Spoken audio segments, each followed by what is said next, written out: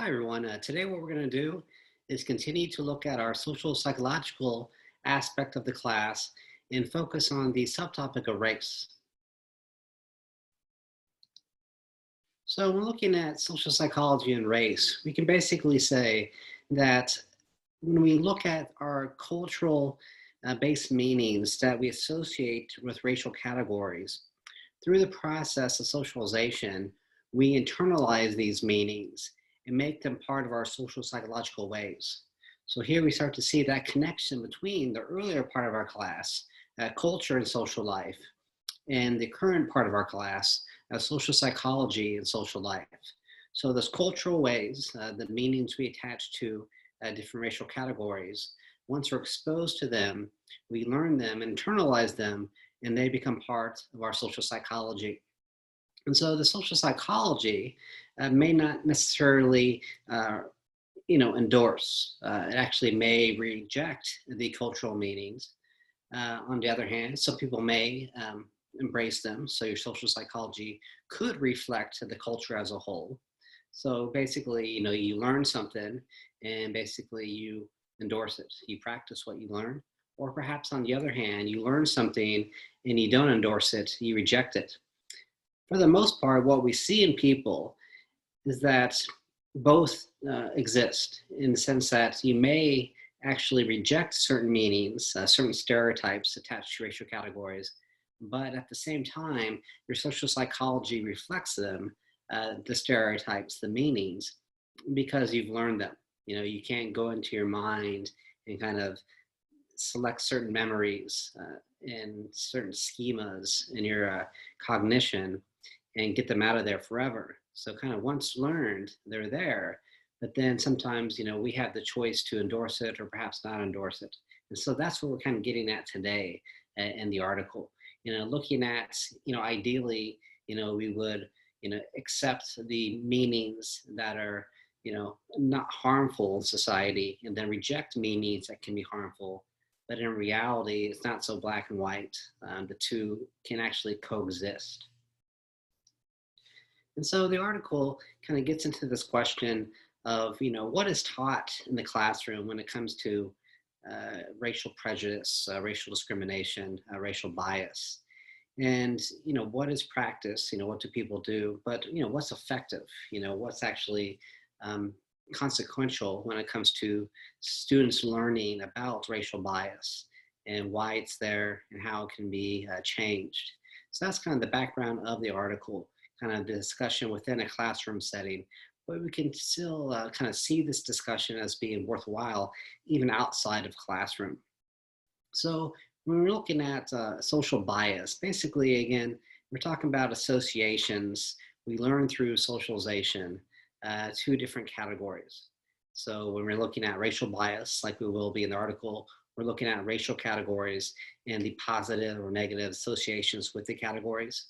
But the same type of bias can be seen across other categories as well, whether it be age, class, sex, location, height, religion, race, basically anything we can use to distinguish one person, one group of people from another. Therein lies a possibility for a bias to emerge when we begin to see these people, these groups, not simply different than one another, but one person being better, one person being inferior to the other. So to various degrees, people possess social bias. And so again, just because we possess bias doesn't necessarily mean we endorse it, we believe it, but because we are socialized in a culture that's full of bias, we internalize that culture and it does become part of our social psychology.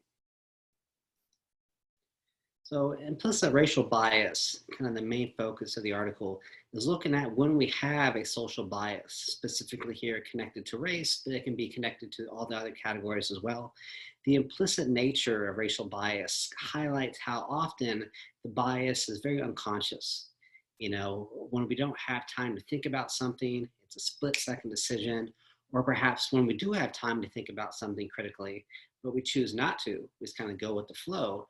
Here's where kind of the unconscious nature, the kind of automatic nature of the racial bias emerges. So here basically is when the racial stereotype or when the racial bias is activated, but at a level of unawareness, uh, at a level of being kind of automatic rather than somebody actively trying to bring that into their mind, actively trying to make that part of their social psychology. And so again, this activation happens automatically, but doesn't mean that you necessarily endorse the beliefs. So, again, everybody has these beliefs. And, eventually, we can be made aware of them and say, yes, it's part of my social psychology. I've learned it, but I don't believe it. I don't endorse it. But on the other hand, there are people who kind of have these beliefs, so these biases, and they don't kind of stop to think about them. They don't actively try to reject them. Thus, it can guide their perceptions. It can guide how they judge other people. So again, that's kind of the rub here is that, on the one hand, it's automatic activation. These people aren't trying to use bias when it comes to race or any other category. But on the other hand, when the bias goes unchecked, it can influence how we perceive people, and it can influence how we judge people. And there are kind of the negative outcomes, the negative consequences of bias can emerge.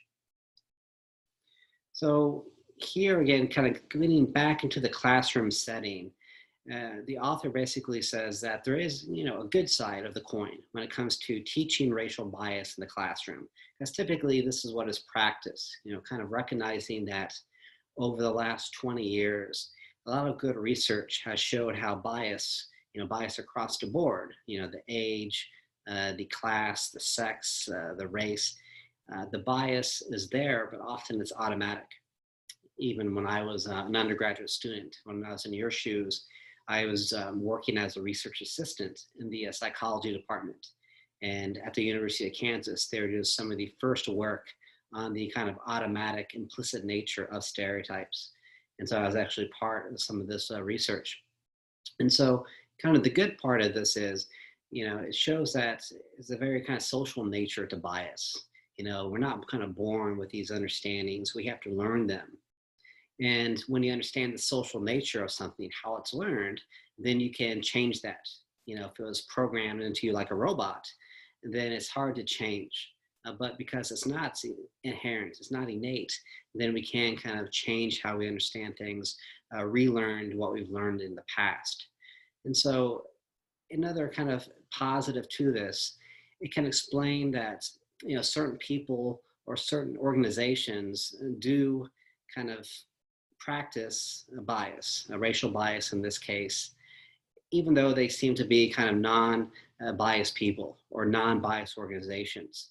So again, you kind of see a contradiction. Well, I know this person, they're not like that. Or I know this place of work, I work there, they're not like that. So even though you kind of have seemingly non-biased sources, you can start to understand why you still have bias operating within the organization, operating within the individuals. So it's an example of this work application research. So some other research I did kind of outside of kind of understanding implicit bias was the kind of application of that. And I did some of this research as a research assistant at the University of Kansas. And some of the work looked at work applications. And basically, you're applying for a job, an employment application.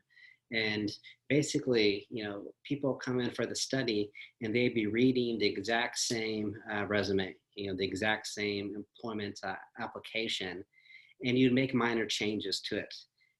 On the one hand, you would leave any identification of the person being a male or female, of their racial category, or their age, leave that kind of off the application. Other conditions in the studies, you would highlight that information. You would put on the application, on the resume, the sex of the person, the race of the person, and so on and so on. So basically, everybody's working with the same credentials, the same qualifications, or lack thereof. But the differences emerge when you start to divide them up into different categories, different sexes, women and men, different racial categories, whites, Hispanic, African American. And then you see how people will evaluate the applications.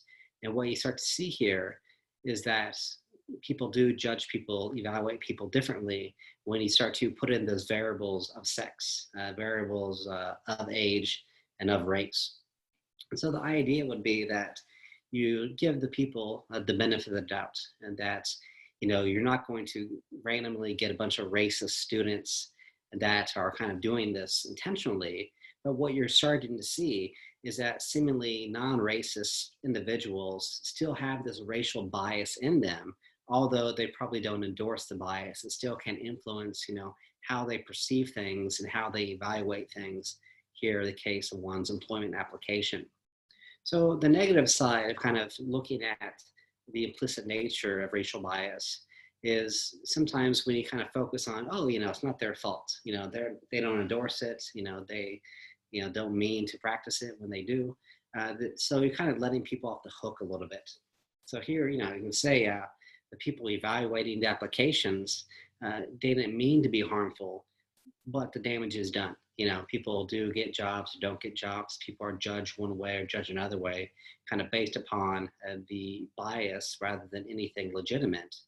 And here's where, yes, you can let people off the hook, but the damage is done. So maybe we shouldn't be letting people off the hook that easily when we focus on teaching this in the classroom. Another downside to this, when you teach kind of the social psychology aspect, you kind of ignore the cultural aspect. You ignore the institutional aspects as well. And so going back to kind of the work application research, these associations don't come out of thin air. They don't become part of our social psychology out of the blue. Rather, we're exposed to certain cultural ways that plants those seeds in our heads. We're exposed to certain institutional arrangements where those seeds again are planted in our mind. So culturally speaking, disproportionately, you may see African Americans portrayed in negative manners, whether it be in the news, whether it be in television or movies, where comparatively speaking, you see whites more multidimensional. So you can see, yes, whites are portrayed as negative, but just as often they're portrayed in more positive ways. So they're multidimensional in kind of what we see in our culture, where African Americans and other racial minorities more or less are kind of portrayed to people as kind of one-trick ponies. This is kind of who they are. There is no diversity among the groups compared to whites. You recognize diversity, you recognize, again, kind of the multi-dimensional aspects of the racial category, more so compared to other racial categories. So in institutional factors where, we go to places of work, we go to our schools and we kind of recognize leadership and who's in those positions. So it seems it's kind of normalized that, whites will have kind of the higher positions within institutions, and non-whites will kind of have lower positions within institutions. And so those arrangements, again, kind of fit the cultural understandings, and they kind of just perpetuate the racial bias when we don't kind of recognize, why the institutional arrangements are there to begin with. And so those are kind of larger complexities where it doesn't have to be this way, but there's certain social structures in place, such as class, like we talked about in the Lareau book, certain kind of factors in play that create these inequalities that don't necessarily reflect anything that is real or legitimate. So we can get into how to be more effective. So, the author basically says, in addition to recognizing the implicit bias, because this is good, this is the social psychology dimension, it needs to be recognized, it needs to be discussed. We can do other things as well. So in addition to recognizing the bias, we can actively counter stereotypes. So, so I always think of stereotyping white athletes as being unathletic compared to other racial categories. And, we can counter this stereotype by, kind of showing people that, yeah, that's kind of the stereotype, but there are more people than not that kind of go against that understanding, that go against that association. In addition to kind of countering stereotypes, you can also relearn associations. So, our mind is flexible.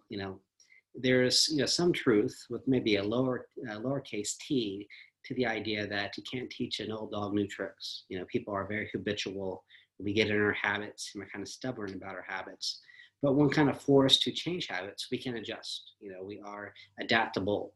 So we can change the way we think. We can kind of relearn what we've learned. And so here we'd be relearning associations with different social categories to minimize any gender bias, to minimize any age bias or racial bias. We have to kind of relearn these associations with these categories. And so one aspect of this is you start to recognize that, yeah, differences may exist, but the differences simply are different rather than being better or worse. So, in class, I always like to talk about this idea in relation to fish. So we can recognize like different colors of fish. And simply when we look at the fish and their differences of color, we just see them as different. The goldfish compared to the yellowfish, they're just different colors. You don't see one as being better than the other. They're simply different. So we need to kind of come to that position with all kind of social differences, especially here with people. You don't see them as being better or worse, but you can recognize differences when differences do exist. And so, to me, I think about food. Personally, I may have my taste, but I can recognize that, food is very relative. Some people may really enjoy a certain type of food, other people may not. So it's better to approach food as simply being different types of food, different flavors, rather than food being necessarily better or worse compared to other types of food. So another kind of element here would be you start to recognize within group differences. So it's easy to try to affirm a stereotype. You can always find somebody, the white person who can't jump or whatever, but just as easily you can recognize within group differences. So within the same category, we find kind of variations. Yeah, there's some people who can't jump, some who can, and most people are in the middle that jump kind of the average vertical leap. And so that is, that's how I kind of start to recognize that, yeah, some people fit stereotypes, but for the most part, there's much more difference, much more variations within the group than similarities that exist overall within the same group. So, in addition to recognizing differences more so than similarities, you can also recognize those factors connected to culture, those factors connected to institutions that promote the bias. And so here you start to get into those complexities of how the bias is there to begin with, how those bias seeds are planted in our cognition. And you start to recognize the role of culture. You start to recognize the role of institutions that contribute to the culture. And once you kind of recognize those factors, you can start to see that it doesn't have to be this way. There are historical conditions under which the culture, the institutions are promoting the culture that shapes our social psychology, creates these bias understandings that don't necessarily have to be there. So we'll leave that there for today. An interesting article that from our course perspective starts to connect the dots, not only the culture to the social psychology, but also to the institutions as well, which we'll talk about more in the next part of our class.